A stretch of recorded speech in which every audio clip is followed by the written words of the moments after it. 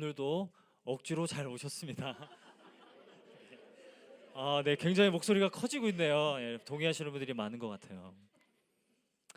여러분, 아무런 감동도 없고, 그리고 아무런 기대도 없고, 내가 이것을 왜 해야 되는지도 모르겠고, 어떠한 의미가 있는지도 모르겠는데 무언가를 억지로 해본 일이 여러분 있으십니까? 누군가를 섬기거나 선한 일을 할 때 여러분 그냥 아무 의미도 모른 채 억지로 해본 적이 여러분 있으십니까? 이 일이 나중에 어떻게 될지, 나중에 무슨 일이 일어날지 모른 채 여러분 억지로 무언가를 하신 그런 적이 있으십니까? 제가 어렸을 때 억지로 했던 것 중에 하나가 피아노를 배우는 일이었습니다. 저는 어렸을 때 피아노 치는 게 굉장히 싫었는데 이제 부모님께서 피아노를 잘 칠 것처럼 생겼다. 그래서 피아노 학원을 보내셨는데 너무 치기가 싫은 거예요. 그 악보에 뭐 사가 막 이런 거 선생님이 그려주시고 한번 칠 때마다 사가 색칠하라고 했는데 전 치지도 않고 사가 다 색칠해 놓고 일찍 집에 가고 막 그랬어요. 피아노 칠 때마다 막 배가 아픈 것 같고 머리가 아픈 것 같은 거예요. 그래서 선생님께 말씀드렸죠. 왜 이렇게 배가 아프고 머리가 아픈지 모르겠어요. 피아노랑 저랑 안 맞나 봐요. 라고 그렇게 말씀드렸더니 너 그래, 너 잘 안 맞나 보다. 선생님 그렇게 말씀하시더라고요. 그래도 어린 나이에 학원비를 걱정해서 그래도 억지로 피아노를 쳤습니다. 그래서 어린이 바이엘 상권을 제가 뗐습니다. 여러분 그렇게 억지로 하신 적이 있으신가요? 신앙생활도 마찬가지였던 것 같아요. 어렸을 때 교회를 사실 억지로 갔습니다. 그냥 부모님이 가라고 그래서 그냥 억지로 갔습니다. 설교 시간에는 늘 머리로 큰 원을 그리면서 졸았습니다. 그래가지고 다른 사람을 막 부딪히기도 하고 다른 사람을 머리로 박기도 하고 계속 그렇게 졸다가 깨면 너무 개운하고 그날은 밤 늦게까지 잠이 안 오고 그랬던 적이 있습니다. 교회에서 무슨 어린이 성가대 하라고 해서 들어갔는데 그것도 억지로 했습니다. 하고 싶지 않았는데 립싱크 하면서 그냥 억지로 그냥 모든 걸 다 감당하면서 여기까지 왔습니다. 그렇다고 제가 사역을 지금 억지로 하고 있는 건 아닙니다, 여러분. 무슨 보상, 지금 생각해 보면 그때 제가 무슨 보상을 바라고 한 것도 아니고 제가 무슨 믿음과 확신이 있어서 한 것도 아닌데 그렇게 억지로 했다라는 게 저는 너무 대견스러워 보인다라는 거예요. 때로는 요즘에 그런 생각을 많이 하는데 가만 보면 억지로 그냥 하는 게 더 대단한 일이 아닌가라는 생각을 해보게 된다라는 거죠. 여러분 파파 레시피라는 그 화장품 브랜드가 있는데요. 이 화장품 브랜드를 만든 이 김한균 대표가 있습니다.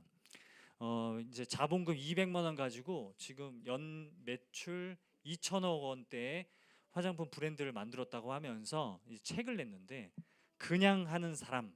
근데 책을 읽어보면 그냥 한 건 아니더라고요. 아무튼 그냥 한 건 사람, 그냥 하는 사람 이렇게 이제 책 제목을 붙이고 책에서 강조하는 것은 무엇이냐면 그냥 해야 된다. 그냥 해야 생각도 더 깊어지고 그냥 해야 시행착오도 빨리 겪을 수 있고 실패도 빨리 할 수 있고 그냥 해야 모든 것을 남보다 먼저 할 수 있고 배울 수 있다. 그러니 그만 생각하고 그냥 해라. 이런 책이 또 있다라는 거예요. 요즘 자기 개발서 책들을 보면 다 이런 내용들인 것 같습니다. 그냥 하라고. 합리화하지 말고 핑계 대지 말고 그냥 일단 해보라고. 이런 책의 내용들이 많다라는 것을 좀 보게 되는 것 같아요. 여러분 우리가 무언가를 억지로 하게 된다면 우리는 억지로 하는 것에 대해서 불편함을 느낍니다. 누군가가 나에게 억지로 호의를 베푼다면 그것은 불편하게 느끼는 이유가 뭐냐면 진심이 담겨 있지 않기 때문이라고 생각하는 것이죠. 만약에 제가 여러분께 억지로 밥을 사드린다고 생각을 해보세요. 억지로 기프티콘 보내드리고 억지로 현금 5만 원씩 그렇게 드린다고 생각해 보세요. 여러분 기분이 안 좋으시죠? 네, 됐다. 네, 다 제가 말씀드릴 때마다 미소가 엄청 좋아하시는 것 같은데 억지로 막 꽃다발 주고 억지로 프로포즈하고 억지로 결혼한다고 생각을 해보세요. 그러면 여러분 기분이 안 좋죠. 억지로 하는 것에는 진심이 담겨 있지 않다라는 이유 때문에 우리가 부정적으로 여기기 쉽지만 때로는 우리의 삶에 먼저 억지로 한 뒤에 진심이 따라오는 경우도 많다라는 것을 우리가 간과하고 있다는 거죠. 때로는 우리가 그냥 했던 일이 나중에 정말 잘했던 일이구나 라는 것을 뒤늦게 깨닫는 경우가 더 많다라는 거예요.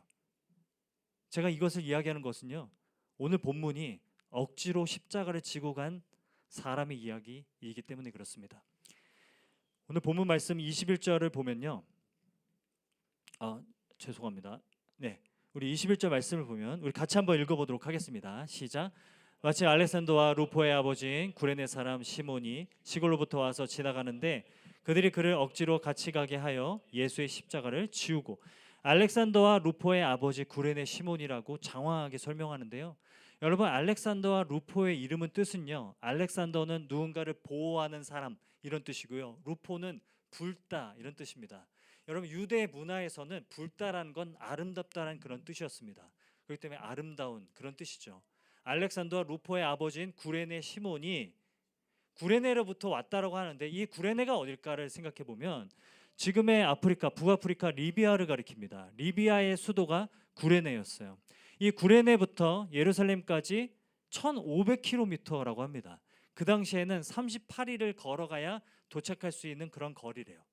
그런데 이 구레네 시몬이 이 1500km를 와서 지금 예루살렘에 와 있는 거예요. 이 사람은 왜 예루살렘에 와 있는 걸까요?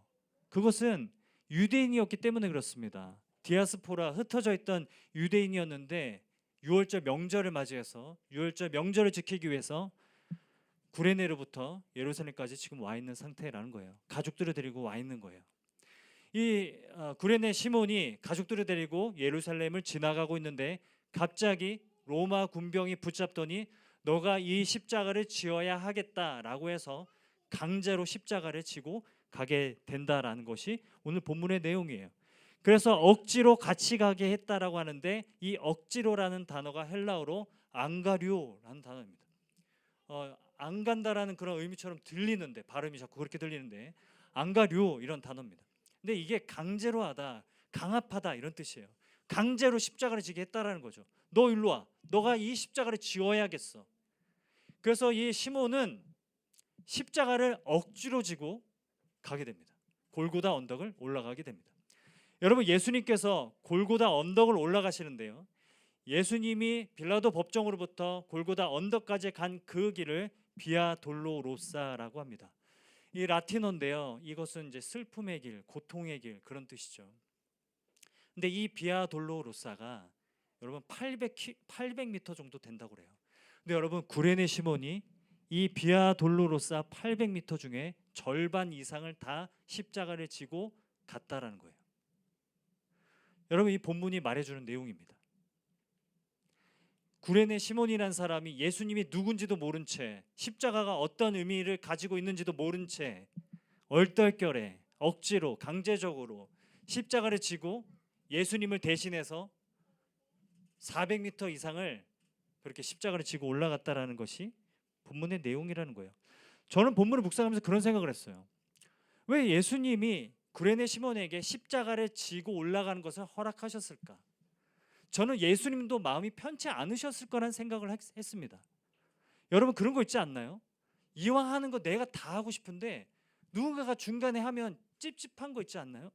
제가 오래전에 회사를 다닐 때 저희 부장님이 직원들에게 다 커피를 쏘시겠다라는 거예요. 그러면서 저보고 같이 가자는 거예요. 그래서 한 100m 정도에 있는 카페 꼭 거기까지 꼭 가가지고 커피를 사가지고 제가 두 손 무겁게 커피를 들고 왔습니다. 근데 다 들고 왔는데 엘리베이터 앞에서 이제 나한테 줘 그러시는 거예요. 근데 본인이 생색을 다 내시는 거예요. 이 더운 날 커피를 사왔다 이러면서. 전 자꾸 본문을 묵상하는데 그게 막 오버랩 되는 거죠. 이왕 예수님이 지는 거 끝까지 지고 싶지 않으셨을까? 근데 구레네 시몬에게 로마 군병들이 너가 대신 져라고 하는 상황이라는 거죠. 예수님의 마음도 편치 않으셨겠다는 생각을 해보게 됩니다. 구레네 시몬이 예수님의 십자가를 대신 지은 이 사건이 주는 메시지는 무엇일까요? 왜 모든 성경이 구레네 시몬이 십자가를 지었다는 것을 이렇게 강조하고 얘기하고 있는 걸까요? 시몬은 어떤 마음으로 십자가를 지고 올라갔을까라는 것을 우리는 생각해 볼 수 있는 거죠. 여러분, 마가복음을 보면요, 마가복음의 전체 맥락을 보면 두 명의 시몬을 대조하고 있습니다. 이 두 명의 시몬은, 한 명은 구레네 시몬이고요, 십자가를 억지로 진 구레네 시몬이고, 또 한 명의 시몬이 누구죠? 베드로입니다. 그래서 앞장에 보면 14장에 우리 같이 54절 말씀인데요, 같이 한번 읽어보도록 하겠습니다. 같이 읽겠습니다. 시작. 베드로가 예수를 멀찍이 따라 대제사장의 집 들 안까지 들어가서 아랫 사람들과 함께 앉아 불을 쬐더라. 베드로 시몬은 멀찍이 예수님을 따라갑니다. 대제사장에게 체포될까 봐, 자기도 예수님처럼 붙잡힐까 봐 두려워서 멀찍이 따라간다라는 거예요. 그러니까 두 명의 시몬을 얘기하고 있습니다. 한 명의 시몬은 억지로 십자가를 지고 올라간 시몬, 또 한 명의 시몬은 멀찍이 예수님을 따라간 시몬. 두 시몬을 대조하고 있는 것이죠. 본문은 우리에게 질문합니다. 어느 쪽의 시몬에 가까운 삶을 살고 있는가라는 것을 질문하고 있다는 거죠. 본인에게 한번 생각해 보세요. 이 시간 잠깐 한번 생각해 보세요. 나는 과연 예수를 멀찍이 따라가고 있는가, 아니면 억지로 예수님을 따라가고 있는가? 한번 본인에게 한번 생각해 볼 수 있었으면 좋겠습니다. 멀찍이 따라가는 시몬입니까? 아니면 억지로 십자가를 지고 따라가는 시몬입니까? 여러분, 우리가 억지로 할 때가 있고 멀찍이 할 때가 있어요. 눈치 보면서 대충 할 때가 있다라는 거죠. 요즘에 제가 집에서 화장실 청소를 할 때마다 둘 중에 하나예요. 억지로 하거나 이상하게 내가 더 자주 하는 것 같은데 라는 의심이 들고 원망과 불평이 들지만 억지로 빡빡 화장실 바닥을 문지를 때가 있고, 때로는 멀찍이 대충 그냥 물만 껴지고 다 했어 하고 나올 때가 있습니다. 그런데 여러분, 기가 막히게 아내는 다 합니다. 제가 어떤 마음으로 했는지를 알아요. 어떻게 화장실 바닥을 보고 제 마음을 알 수가 있죠? 제가 멀찍이 했는지 아니면 억지로 십자가가 아니라 화장실을 청소했는지를 압니다. 아내는 모든 걸 알면서도 저를 다 이해해 주시죠. 아무튼 그런 상황 가운데 있다라는 거예요. 지금 집에 가서 무슨 얘기를 들을까 지금 갑자기 지금 아내 얼굴이 떠올라서 그렇게 생각을 했습니다. 신앙생활도 마찬가지인 것 같아요. 멀찍이 하거나 억지로 합니다.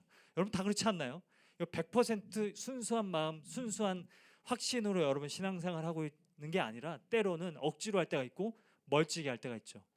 억지로 오늘 그래 가야지, 그냥 억지로 가야지, 그래 오늘도 예배 드려야지, 이런 마음으로 가는 게 당연하고, 또 한편으로는 멀찍이 너무 빨리 가는 것 같아, 그냥 세 번째 곡 끝날 때쯤에 들어가면 될 것 같아, 그런 마음 혹시 가지고 계신 분 계신가요? 이왕 얘기하는 거 다 얘기해야겠다, 아니다 설교 맞춰서 들어가야겠다, 한 35분쯤에 설교 시작하는 것 같아, 아니다 축복할 때 너의 발걸음 할 때 들어가야겠다 생각하시는 분 있나요? 오늘 본문이 너무 긴 것 같은데 오늘 좀 천천히 가야겠다 이렇게 생각하시는 분 있나요? 할 얘기 다 하고 있습니다.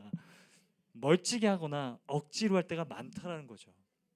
두 시몬을 대조하고 비교하고 있지만 여러분, 오늘 본문이 우리에게 던져주는 더 중요한 메시지는 무엇이냐면, 억지로 십자가를 지고 올라간 이 구레네 시몬의 모습이야말로 제자들을 대변해주고 있다는 거예요. 예수님을 배신하고 도망간 제자들을 대변해주고 있다는 것을 말씀하고 있다는 거죠. 제자들은 어떻게 예수님을 따랐습니까? 예수님이 누군지도 모른 채 따랐어요. 예수님이 하나님의 아들인 것을 모른 채 따랐어요. 그들에게 믿음이 있어서 따랐던 게 아니잖아요. 확신이 있어서 따랐던 게 아니잖아요. 뭔지 모르고 앞으로 어떤 일이 일어날지도 모른 채 따랐잖아요. 어떤 제자는 억지로 따른 제자들도 있었을 것입니다. 의심과 원망과 불평과 회의감을 가지고 따랐던 제자들도 분명히 있었을 겁니다. 그 모든 제자들을 대변해 주는 사람이 구레네 시몬의 모습이라는 거죠.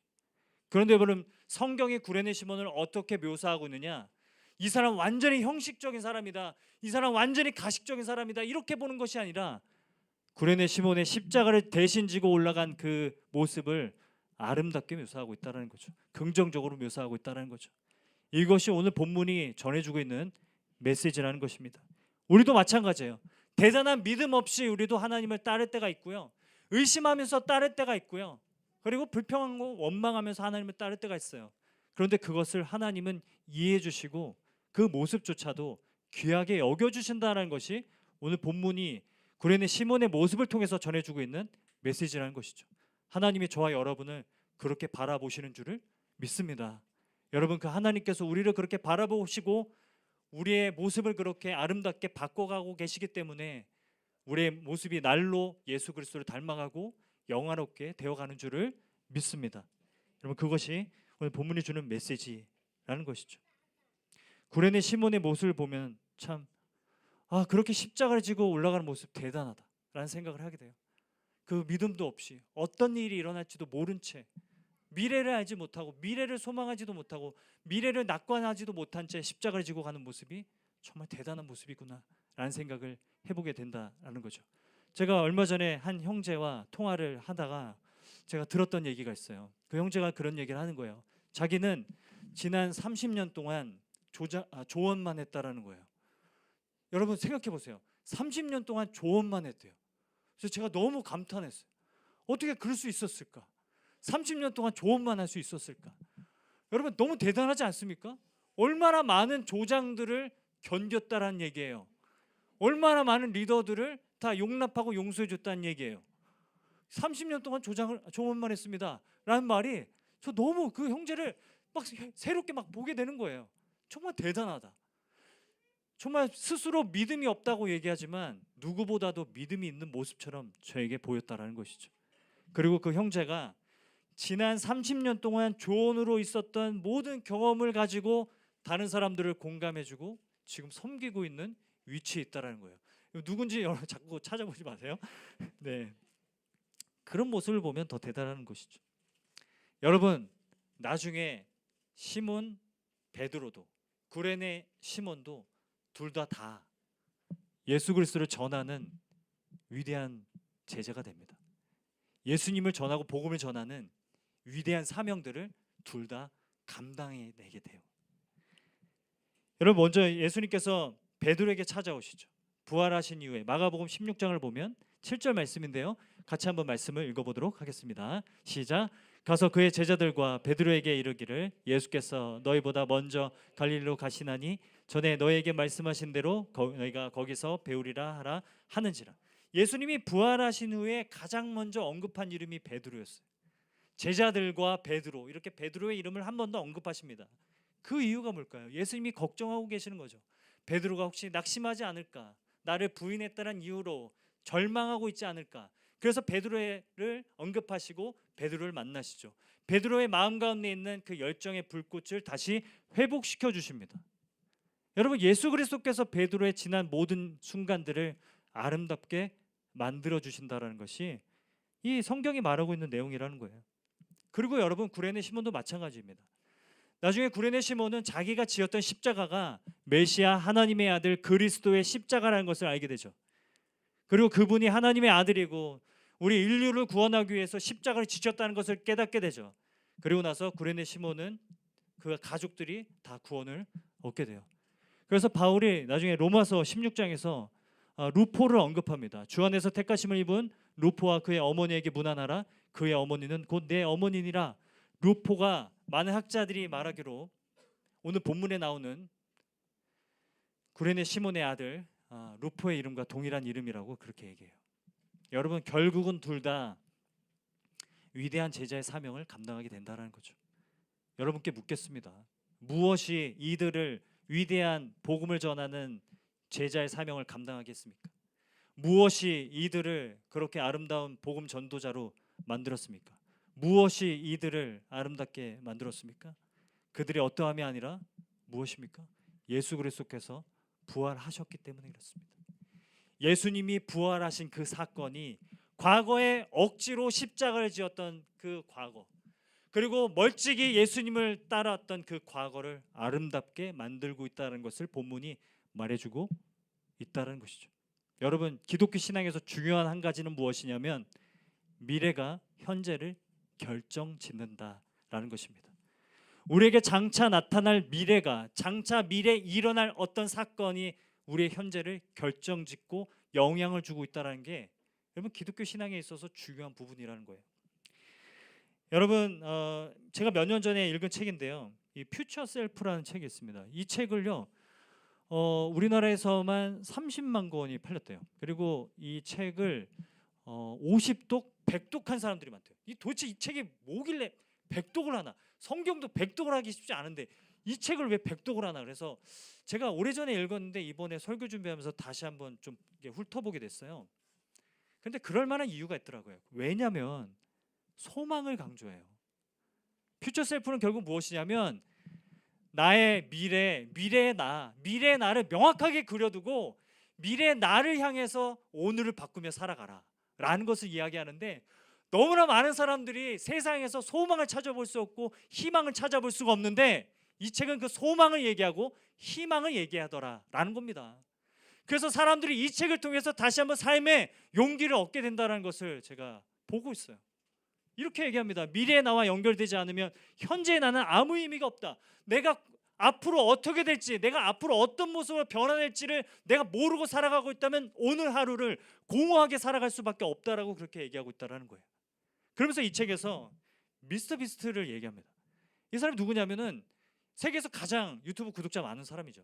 유튜브 구독자가 우리 브리치 교회는 248명이었어요. 근데 유튜브 구독자가 4억 3천만 명, 4억 3천만 명 유튜브 구독자가. 그런데 이 미스터 비스트 얘기를 하면서 이렇게 얘기해요. 98년생이래요. 그렇게 안 보이지만 98년생이에요. 27살이에요. 10년 전에 17살 때 유튜브 영상을 이 사람이 찍은 거예요. 나의 6개월 뒤에 나에게, 1년 뒤에 나에게, 10년 뒤에 나에게 유튜브 영상을 찍어서 그거를 예약을 걸어놓은 거예요. 그래서 6개월 뒤에 그 영상이 딱 올라온 거예요. 그 영상에 뭐라고 되어 있냐면, 자, 지금 아마 구독자가 8,000명쯤 돼 있을 거야, 막 이런 얘기를 해요. 근데 그때 이미 20만 명이었어. 지금은 4억 명. 이 책에서 말하는 게 뭐냐면, 이런 사람들이 왜 이렇게 잘 되는가를 분석해 봤는데 참 우리가 뭐 새롭게 아는 사실도 아니고 소망을 가지며 살아가더라. 미래를 그리고 미래를 바라보면서, 그래도 암울한 현실이지만 미래를 바라보면서 살아가는 사람들이 오늘을 바꾸며 살아가더라라는 것을 얘기해주고 있다는 거죠. 이게 여러분 소망의 힘이라는 거예요. 저는 이 책이 그냥 단순한 자기 개발서라고 생각을 했어요. 근데 얼마 전에 이 저자가 인터뷰하는 것을 보게 됐는데 이렇게 얘기하는 거예요. 자기가 퓨처 셀프라는 책을 쓸 때 모티브를 어디서 얻었느냐? 기독교 신앙에서 얻었다. 이렇게 얘기하는 거예요. 기독교 신앙에서 모티브를 얻어서 이 퓨처 셀프라는 책을 썼다. 이렇게 말하는 거예요. 그러면서 이제 인터뷰하는 사람이 이제 물어보는데, 그러면 기독교 신앙의 어떤 부분이냐? 소망의 능력이다. 이렇게 얘기했어요. 소망의 능력이다. 미래가 현재 나에게 영향을 주고 미래 장차 일어날 사건에 지금의 나에게 영향을 준다라는 기독교의 소망의 개념을 가지고 이 책을 썼다라고 그렇게 인터뷰에서 얘기하는 거예요. 여러분, 기독교에서 말하는, 성경이 말하는 소망과 희망은 다릅니다. 희망은요, 현재를 통해서 미래를 바라보는 게 희망입니다. 지금의 나의 모습이 이렇지만 그래도 지금에서 미래를 바라보는 게 희망이라면, 소망은 미래를 통해서 현재를 바라보는 겁니다. 소망을 가지라는 말은 그냥 우리가 먼 산을 바라보라는, 먼 미래를 그냥 바라보며 안위하라는 뜻이 아니라, 미래에 너희가 어떻게 변화될지를 하나님께서 알고 계시니 하나님께서 너희의 삶을 궁극적으로는 합력하여 선을 이룰 것이니 그것은 그 미래를 바라보고 현재를 바꾸면서 살아가라고 말씀하고 있다는 거예요. 이게 소망의 능력이라는 겁니다. 그래서 예수를 따랐던 제자들의 삶이, 그리고 예수의 사도들의 삶이, 예수를 따르는 많은 그리스도인들의 삶이 지금은 암울한 현실인데 미래를 바라보면서, 미래는 내가 하나님 앞에 아름답게 변화될 것을 바라보면서 지금을 바꾸며 살아갔다라는 것을 말해주는 것, 그게 소망의 능력이라는 거예요. 그래서 우리가 소망하자는 겁니다. 우리가 소망하며 살아가야 한다는 것을 말해주고 있다는 거예요. 오늘 본문에서 구레네 시몬은 장차 어떻게 일어날 일을 알지 못했어요. 무슨 일이 일어날지 알지 못했어요. 소망할 수가 없었어요. 미래를 바라볼 수가 없었어요. 그런 구레네 시몬도 예수님의 십자가를 억지로 지고 갔습니다. 결국 억지로 지고 갔지만 예수님의 부활이 구레네 시몬이 억지로 십자가를 지고 올라간 그 과거의 일들을 아름답게 바꿔놓으셨다라는 것입니다. 예수님을 그래도 따라가고 싶지만 두려워서 멀찍이 따라갔던 베드로의 그 모습을 아름답게 변화시킨 것은 베드로의 어떠함이 아니라 예수 그리스도의 부활의 사건, 그것이 베드로를 아름답게 만들었다는 것을 우리들에게 보여주고 있다는 것이죠. 우리는 예수님이 언제 오실 걸 알지 못하지만 분명히 다시 오신다는 것을 믿고, 믿지 않더라도 여러분 의심하더라도 우리는 알고 있어요. 여러분, 우리는 장차 우리가 하나님 앞에 완전하게 변화될 것이라는 것을 알고 있어요. 의심할 수 있죠. 때로는 회의감이 들 수 있죠. 하지만 중요한 건 뭐냐면, 그렇기 때문에 현재를 바꾸며 살아가자. 오늘 하루하루를 바꾸며 다시 일어나고 다시 계획하고 기대하며 소망하며 살아가자라고 말씀하고 있는 것이 여러분 성경이 우리들에게 던지고 있는 도전인 줄을 믿습니다. 그 은혜로 살아가는 저와 여러분 모두가 되기를 간절히 소망합니다. 장차 나타날 영광이 우리의 현재를 바꾼다고요. 그게 중요한 겁니다. 제가 오래전에 그 노진주 목사님이 쓴 회복하라라는 책에서 읽은 구절이에요. 회복하라는 책에서 그렇게 얘기합니다. 지금은 내가 장애가 있고, 지금은 내가 부족하고, 때로는 하나님을 원망하고 의심하며 살아가지만 결국 장차 미래에 있을 부활이 모든 것을 다 바꿔놓을 것이라고요. 나는 그것을 소망하면서 그냥 먼 미래만 바라보며 살아가는 것이 아니라 오늘 하루를 바꾸며 살아가고 있다, 이런 얘기를 했다라는 것이죠. 여러분, 요한 1서에 요한이 그렇게 얘기합니다. 요한일서 3장 2절 3절 말씀인데요, 우리 이 말씀을 우리 같이 한번 읽어보도록 하겠습니다. 시작.